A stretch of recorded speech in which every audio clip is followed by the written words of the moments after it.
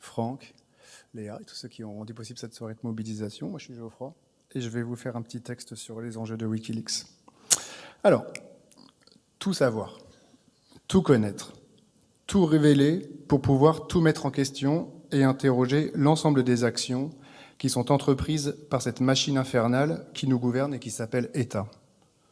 Sans doute s'étonnera-t-on un jour que des individus aient pu aller en prison pour faire vivre cette simple exigence, comme nous nous étonnons aujourd'hui que d'autres aient pu par le passé avoir été incarcérés ou guillotinés pour avoir lutté pour l'égalité raciale, le droit de vote des femmes ou la liberté de l'élection politique.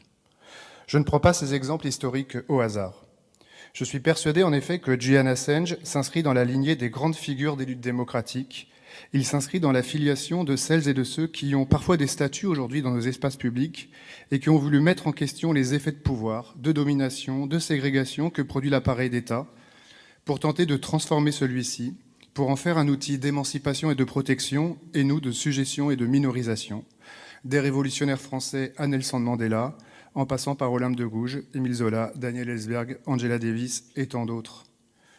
Julian Assange réactualise et modernise pour nous l'exigence des Lumières, de réduire au minimum les effets du gouvernement, de nous donner la possibilité de ne pas être gouvernés par des autres qui se donnent un pouvoir arbitraire sur nous, mais au contraire de les contrôler, de les critiquer, de les surveiller, de les connaître et de connaître les principes de leurs actions et le fondement de leurs décisions.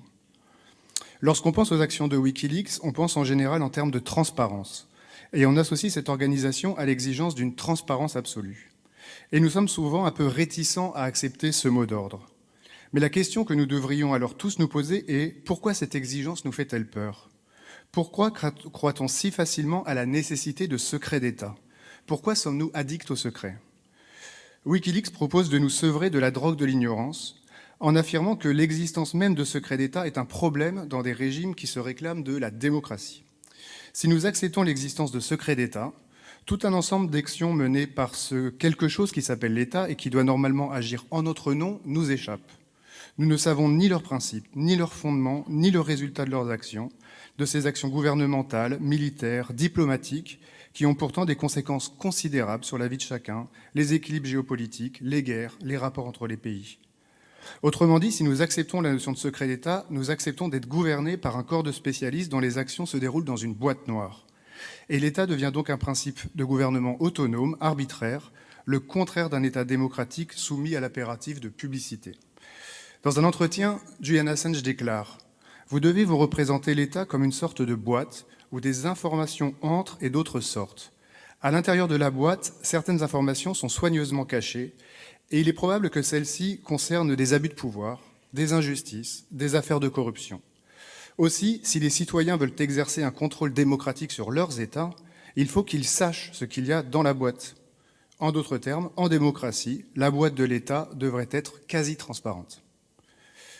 Autrement dit, nous devons nous rendre à l'évidence qu'il y a au fond quelque chose qui révèle d'une peur de leur démocratie dans la peur de la transparence. Car si la démocratie a un sens, elle doit être inconditionnelle. Elle ne saurait s'arrêter quelque part. Wikileaks est peut-être le nom que prend aujourd'hui l'exigence d'aller au bout de la logique démocratique, d'ouvrir notre imaginaire politique, afin de nous demander ce que, enfin, mettre sur pied un État démocratique impliquerait. Pourquoi avons-nous peur de quelque chose que nous n'avons jamais essayé ? Si nous refusons cette exigence, c'est que nous sommes encore un peu royalistes dans nos têtes, nous n'avons pas coupé la tête du roi jusqu'au bout. Si la transparence se situe au centre de l'action de Wikileaks, il faut immédiatement ajouter qu'elle s'articule à un projet politique plus ample. Assange dit souvent que l'objectif de Wikileaks n'est pas la transparence. L'objectif, c'est la justice. La transparence est un moyen. L'intervention de Wikileaks pour ouvrir la boîte noire de l'État doit donc être comprise comme un geste critique vis-à-vis d'une économie générale du secret et de la transparence qui se déroule depuis une vingtaine d'années. L'économie politique contemporaine est en effet marquée par une tendance perverse.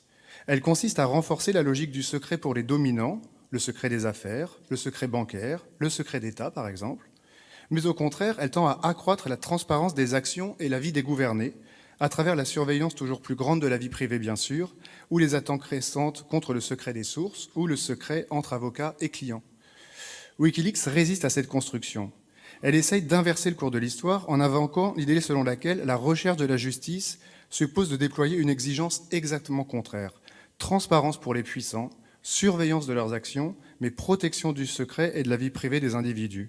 L'axe politique qui oriente Wikileaks et qui établit une opposition entre celles et ceux qui y adhèrent et celles et ceux qui le combattent peut être résumé ainsi: vie privée pour les individus, transparence pour les puissants. Je conclus comme ça. J'ai utilisé jusqu'à maintenant le couple transparence-secret, mais je voudrais pour conclure souligner une dernière chose. Car quand on y réfléchit, la catégorie de secret d'État n'est pas nécessairement pertinente. Il n'est pas vrai en réalité qu'il existe des secrets d'État, car aucune information n'est secrète. Elles circulent toutes, mais dans des circuits plus ou moins contrôlés. Toutes les informations sont publiques,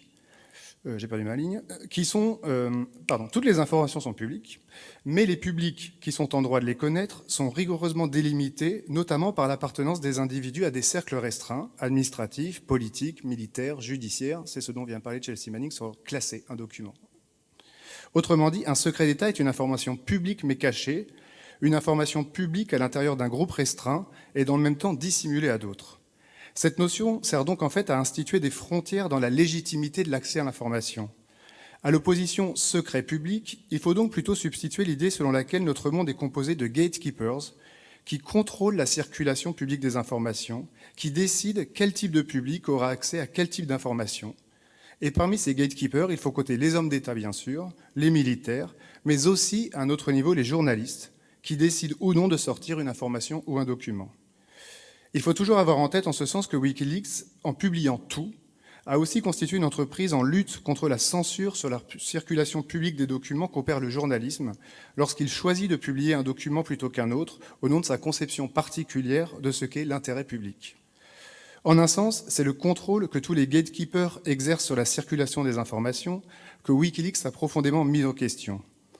Et la folie répressive qui s'exerce sur Julian Assange aujourd'hui, comme elle s'est exercée il y a quelques années sur Chelsea Manning, s'explique en grande partie pour cette raison.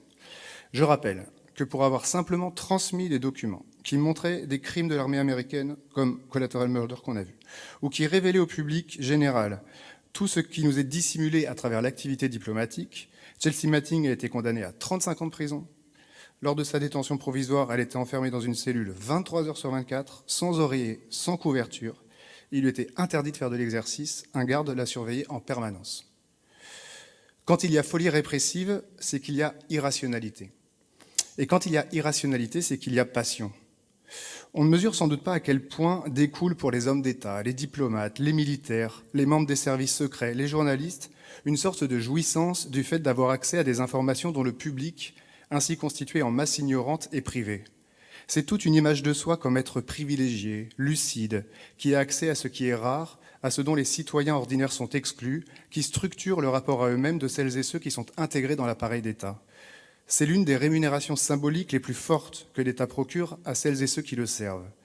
Comme toute action révolutionnaire, Wikileaks a œuvré pour l'abolition des privilèges. Et ici, elle se bat pour l'abolition des privilèges informationnels de la classe dirigeante.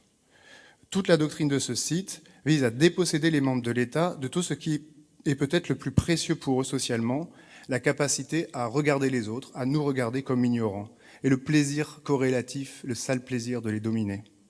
C'est ce plaisir narcissique que Julian Assange a mis en question. Il a retiré aux gatekeepers le fondement de leur être social, et c'est à bien des égards ceux-ci qui lui font payer, aujourd'hui, en le séquestrant dans la prison de Belmarsh, ou en étant si réticents à lui accorder le soutien public qu'il mérite. Merci de votre attention.